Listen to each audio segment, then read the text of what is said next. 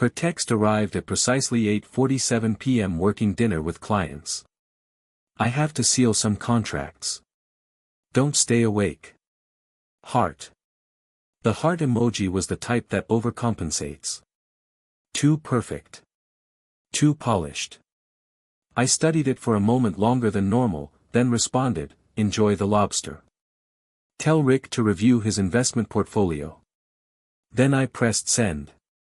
The phone rang 5 seconds afterward. Her voice was trembling, barely maintaining composure through the noise. Behind her, I detected a man yelling. A name, perhaps mine, perhaps his own. A chair sliding, then quiet. That was the sound of everything I'd created, collapsing silently in the backdrop of her deception. I encountered her 6 years earlier. She was standing in the downpour outside a gallery, acting like she didn't mind that her shoes were destroyed. There was a resilience in her composure, the type that deceives you into thinking it's love. I fell for it. During that time, I was establishing my company from nothing. Endless nights, no guarantees, just the resonance of drive. She claimed she comprehended. She claimed she admired men who didn't require validation to be significant. I didn't grasp she meant until another person notices you first. Rick was my colleague, the sort of man who marketed charisma like securities. High profits, low morals. I brought him into her life. The first error. The second was entrusting him with my finances. The third was disregarding the way her fragrance remained on his jacket the evening he escorted her home. Small details. Always small details.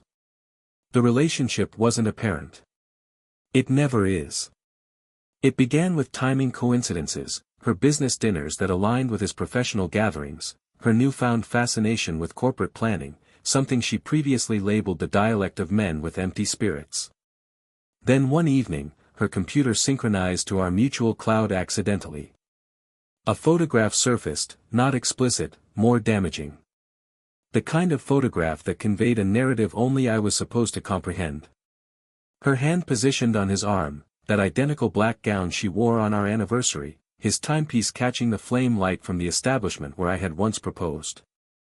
That was the instant the world ceased being sentimental. It became calculated. I didn't challenge her.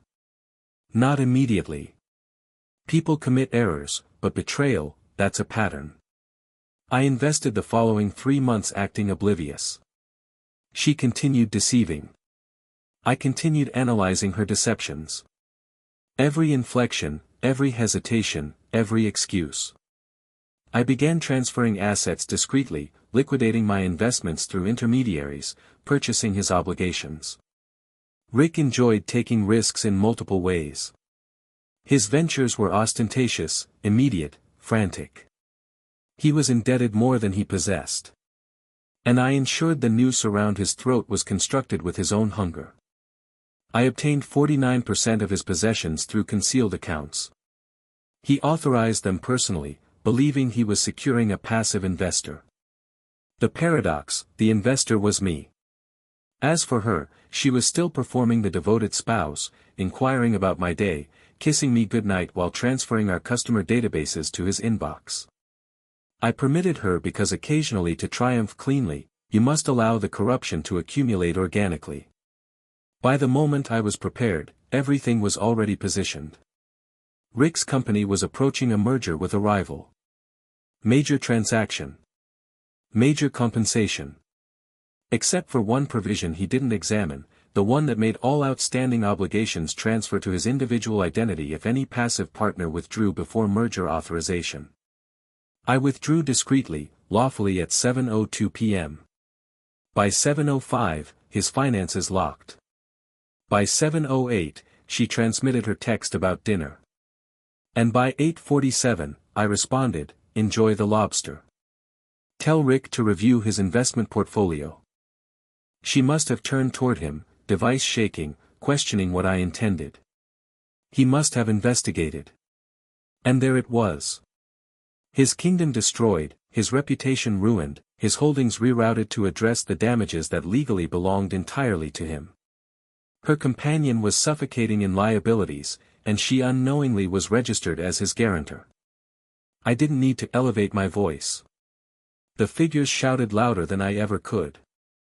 When she returned home that evening, she appeared diminished, like remorse had robbed her stature. She attempted to talk, but all that emerged was, how did you discover? I served her a beverage. The same whiskey she used to take sips of from my tumbler back when truth still signified something. I always discovered, I stated. I just delayed until discovering mattered. She wept. Informed me it was an error. That she didn't intend to develop feelings for him. That she assumed I was too occupied for affection. I acknowledged. So you delegated it. She didn't chuckle. Neither did I. The following morning, she gathered her belongings. No yelling, no pleading, just silent surrender. By midday, Rick had declared insolvency. His backers demanded explanations. He provided them her identity. The controversy circulated faster than their relationship ever had. I observed it develop from my workplace window, tranquil, stable, uninvolved. Justice doesn't always manifest with drama. Sometimes it appears masked as documentation. People question me if I have remorse. The reality, I regret believing her before I believed in patterns. I regret instructing Rick how to navigate the market before understanding he'd wager with emotions, too. But vengeance, no. Vengeance is the one matter I executed precisely correctly. Because now, every occasion she samples lobster, she'll recall that evening. Every occasion she hears my identity, she'll hear his yelling. Every occasion she deceives someone different, she'll question who's already monitoring. And me, I just verified the hour, 8:47 p.m., and grin. That's when her existence concluded.